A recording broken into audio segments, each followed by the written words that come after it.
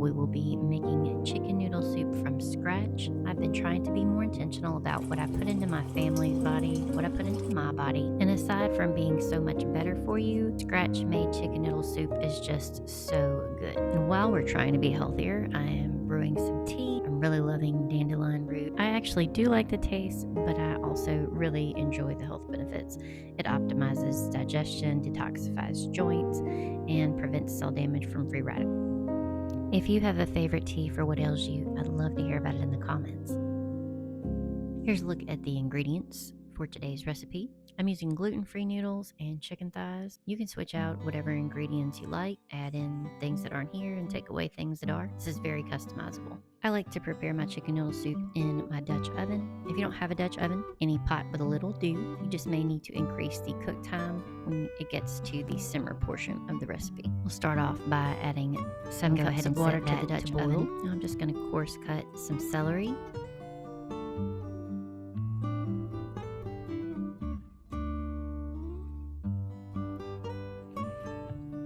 And go ahead and add that to the water.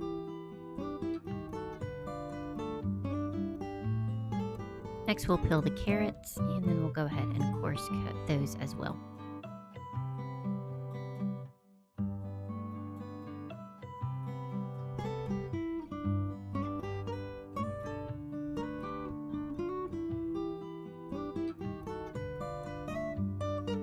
I'm using a yellow onion for this recipe. I did put it in the refrigerator for an entire day. For all the good it did me, I cried over it anyway.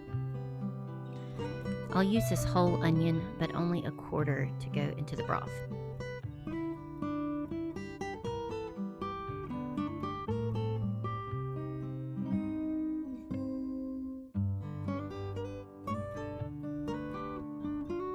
Next, we'll add in the chicken thighs, which I prefer for their flavoring. Now again, if you are short on time, you can always just skip the broth making step altogether, which significantly decreases the time that it takes to make this. That being said, if you ever have the time to make this recipe from scratch, I highly recommend it. There is just not much like homemade chicken noodle soup, especially as the days begin to cool.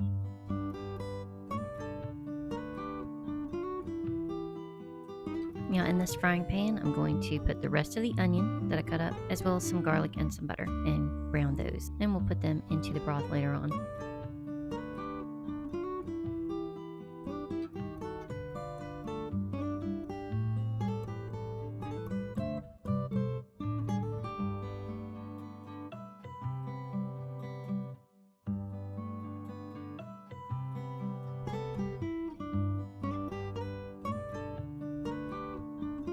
And I'm also adding in just a little bit of olive oil for flavoring.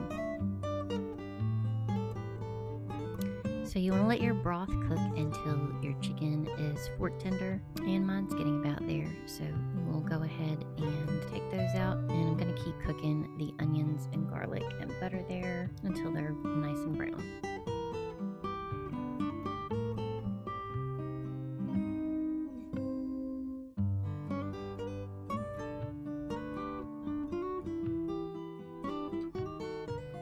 Now I said fork tender, but I can actually cut this chicken with this spoon. I'm going to strain all of the chicken as well as the vegetables out and leave the broth to continue to cook. Now for this next step, we're going to add these gluten-free noodles right into this broth and let them cook there. The starch from the noodles will actually help to thicken up that broth a little bit, and those good flavors from the broth will permeate the noodle. And be careful when you're doing this because the steam is hot and you don't want to get too close.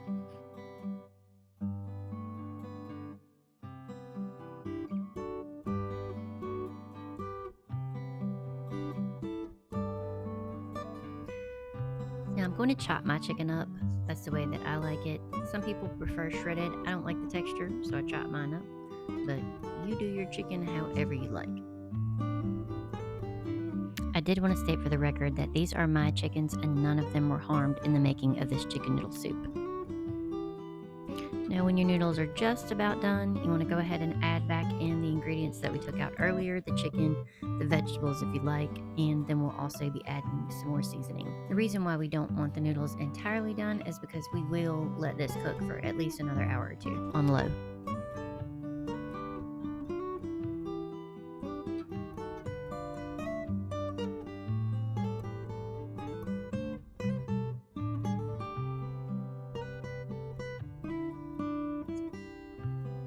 At this point, your onions and your garlic and your butter should be about done. So we're going to go ahead and add those in as well.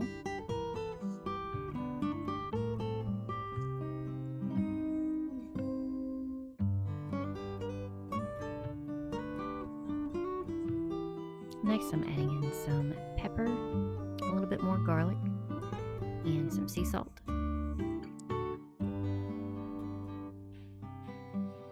I usually just add these ingredients to taste.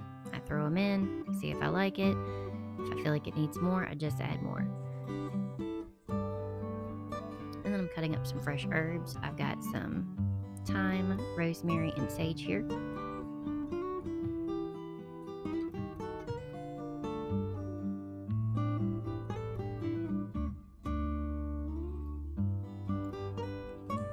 I'm also going to add in a little bit more butter.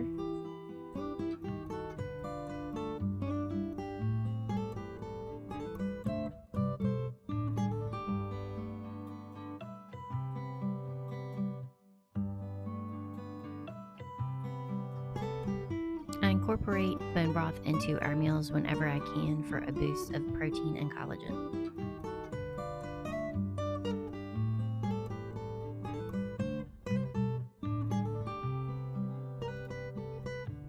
And that's it. Just put the lid on, let it cook for at least an hour or even longer for richer flavor. When you're ready to serve, pair it with some savory garlic toast.